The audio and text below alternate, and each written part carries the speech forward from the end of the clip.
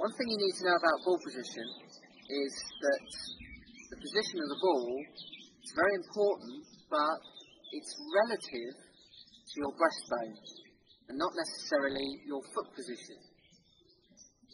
You could have, one of the widest putting stances, but the ball position is always going to be relative to the centre of your body, your breastbone. Okay, so whether you putt with a narrow stance, a kind of midway stance, or a very, very wide stance, it's always relative to the centre point of your body, which is your breastbone. So it doesn't really matter where your feet are and the width of stance, it's always relative to here. Okay, and the reason it's important with the relativity to here, okay, is that it keeps your body alignment square on.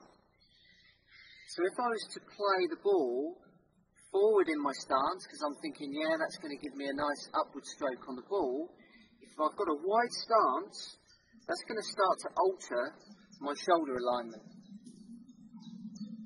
And my shoulder alignment will start to become open. And then the putter head will probably follow the line of your shoulders, and I'd come across the ball.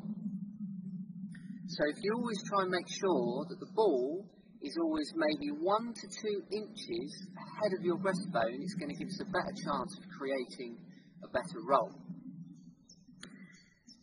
Now, it needs to be a little bit in front of your breastbone, okay, because we want to try and make sure that the putter head is very, very gently sweeping up on the ball.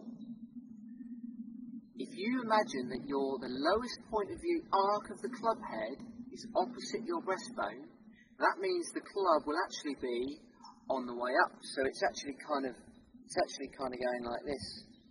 It has to be slightly on the upswing as it hits the ball. So then we've got more chance of actually putting overspin on the ball. So we get topspin, the ball will roll much better. Okay, and it will hug the surface more. Alright, so a better roll on the ball will start to roll quicker. Okay, so what I mean by quicker is actually as soon as it leaves the putter face, the ball starts to roll much earlier, because you get what's known as skid and roll. When you make a bad shot or a bad putt, maybe you're hitting it on the downswing, or maybe too much on the upswing and increasing the loft of the putter, the ball can actually either get backspin, okay, or it can have a lot of skid. That's where the ball pretty much just travels along before it starts actually rolling over and turning over. So any lift on the ball or any skid on the ball, or too much skid, is quite sort of dangerous when you putt. If we can make sure that we get a nice roll on the ball, you'll become a much better putter at judging distances. So only when the ball is skidding or it's in the air off the putting surface, that's really when you can't judge how far the ball is going to go. If the ball is rolling much quicker off the putter face, it's staying in contact with the grass, it's much easier for you to judge the pace of the putt. Also, the overspin on the ball will help it if it hits any indentations on the green, any bobbles. The ball's liable to just roll straight over them and carry on your intended line.